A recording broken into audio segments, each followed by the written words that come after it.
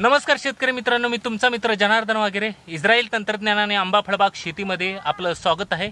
मित्रांनो, April May महिना सुरू झाला की आंब्याचा सुगंध बाजारपेठांमध्ये यायला सुरुवात होते आणि कोकणचा राजा अख्ख्या बाजारपेठा सुगंधी करतो. कोकणचा राजा म्हणजे हापूस.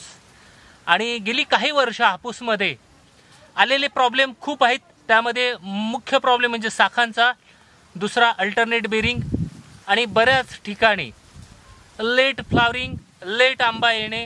ह्या सगळ्या गोष्टींना कंटाळून किंवा नवीन संशोधनासाठी कृषी विद्यापीठ, दापोली कृषी विद्यापीठ यांनी नवीन संशोधन केलं. आणि ते नवीन संशोधन करत असताना वेगवेगळ्या जातींमध्ये त्यांनी प्रयोग केले. त्याच्यामध्ये हापूस असेल, हापूस अधिक नीलम, अशा वेगवेगळे क्रॉस करून आपल्याला रत्नासारख्या चांगल्या चांगल्या व्हरायट्या दिल्या. पण तरी त्यांचं समाधान झालं नाही. त्यांचा उद्देश हा वेगळा आहे की हापूससारखा स्मेल, हापूससारखी चव, हापूससारखा स्वाद, हापूससारखा रंग असा एक आंबा त्यांना संशोधित करायचा होता. आणि त्यासाठी त्यांचे खूप प्रयत्न सुरू होते. आणि बऱ्याच वर्षाच्या मेहनतीनंतर संशोधकांना नवीन संशोधन लागलं. ते संशोधन म्हणजे त्यांनी हापूस आणि टॉमी एटकिन यांचा क्रॉस करून कोकण सम्राट ही जात डेव्हलप केली.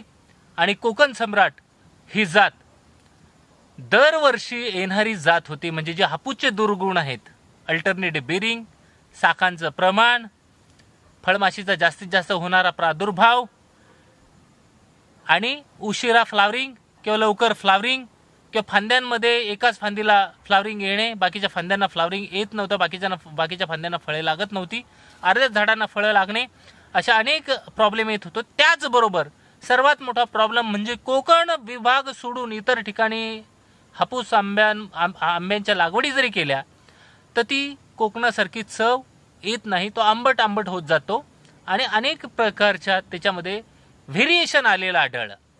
तर यासाठी टॉमी एटकिन आणि हापूसचं क्रॉस करून कोकण सम्राट ही जात तयार केली. आणि आज तुम्ही बघू शकता की कोकण सम्राट या जातीला किती सुंदर फळं लागलेली आहेत. आणि अशाच प्रकारची फळं म्हणजे तुम्ही जर बघितलं 485 ग्रॅम पर्यंत, म्हणजे जवळपास अर्धा किलो पर्यंत कोकण सम्राट ह्या आंब्याची साईज जाते. त्याचबरोबर आता जर साईज मोठी असेल तर ऑटोमॅटिक टनेज वाढेल. अल्टरनेट बेरिंग नाही, म्हणजे दरवर्षी उत्पादन देतो. आतमध्ये एकदम पिवळसर रंग, त्याचबरोबर वरचा कलर जेव्हा पिकतो पूर्ण पिवळसर होतो, पूर्ण पिवळा होतो. आणि त्याच्यामुळे आकर्षक रंग, साईज मोठी, चव चांगली, असे सगळे गुण ह्या आंब्यामध्ये आपल्याला आढळतात. आणि दुसरी गोष्ट, अख्ख्या महाराष्ट्रात हा आंबा सगळीकडे रेग्युलर बेरिंगमध्ये येतो. आपलं हे 3रं वर्ष आहे. आणि ह्या 3ऱ्या वर्षी कोकण सम्राट ही जात अतिशय सुंदर पद्धतीने आलेली आहे. तुम्ही प्रत्यक्ष बघू शकता. माझ्याकडं खूप जाती आहेत, त्याच्यामध्ये मी प्रत्येक जातीवर दरवर्षी नजर ठेवून असतो की कुठल्या जाती आलेल्या नाही, कुठल्या जाती आलेल्या आहेत. ज्या रेग्युलर आलेल्या आहेत त्याचे व्हिडिओ काढून तुमच्यासाठी प्रेझेंट करतो की कारण तुम्हाला माहिती व्हावेत ह्या जाती. विद्यापीठाने संशोधन केलेलं आहे, चांगल्या चांगल्या जाती आणलेल्या आहेत, पण बऱ्याच लोकांना ह्या जातीच माहीत नाही. आणि ह्या जातींचा विस्तार किंवा माहिती लोकांपर्यंत पोहोचवण्याचं काम आपलं सर्वांचं आहे. ज्याप्रमाणे विद्यापीठ एवढी मेहनत घेत आहे, संशोधक मेहनत घेतात आणि त्यांची मेहनत वाया जाऊ नये, प्रत्येकाच्या शेतात अशा वेगवेगळ्या आंब्याच्या जाती लागाव्या, चांगल्या आंब्याचा स्प्रेड व्हावा, सगळीकडे ह्या जाती पसराव्या आणि चांगला सुगंध महाराष्ट्रातल्या मातीतून आपल्याला आंब्याचा यावा, प्रत्येकाला खाता यावा, प्रत्येकाला पुढच्या पिढ्यांना जनरेट व्हाव्या, पुढच्या पिढ्यांना त्या माहिती असाव्या, त्याचा प्रसिद्धी व्हावी, हा उद्देश ठेवून आजचा व्हिडिओ आहे. आणि चांगल्या जाती ही खूप सुंदर जात आहे. ही दरवर्षी 3रं वर्ष आहे. ह्याही वर्षी आलेले आहेत. आणि मित्रांनो, तुम्हाला क्लोज दाखवतो. बघा मित्रांनो, खूप अशी सुंदर साईज.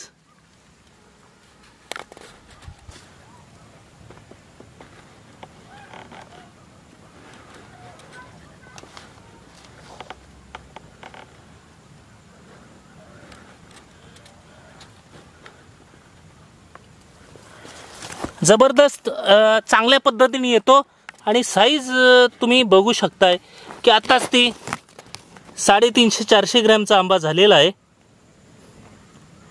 आणि पूर्ण पिवळसर पिकल्यानंतर होतो. कलर खूप सुंदर येतो मित्रांनो. त्याचबरोबर चवही चांगली आहे.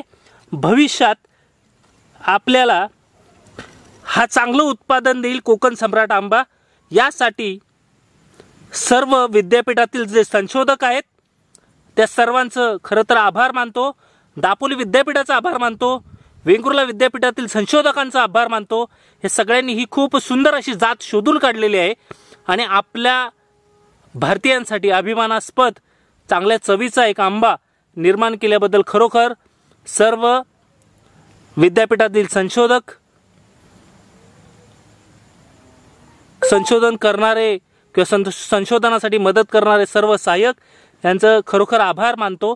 खूप अशी सुंदर जात निर्मिती केलेली आहे आणि मित्रांनो खरंच कोकण सम्राट एक चांगलाच आंबा आपल्याला मिळालेला आहे.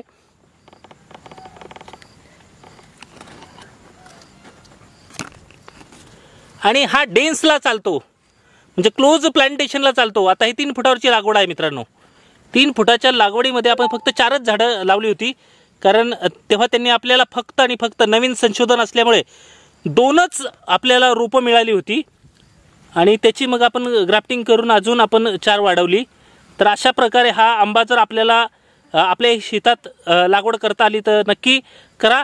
दापोली विद्यापीठात, वेंगुर्ला विद्यापीठात म्हणजे दापोली विद्यापीठाअंतर्गत वेंगुर्ला संशोधन केंद्र आहे.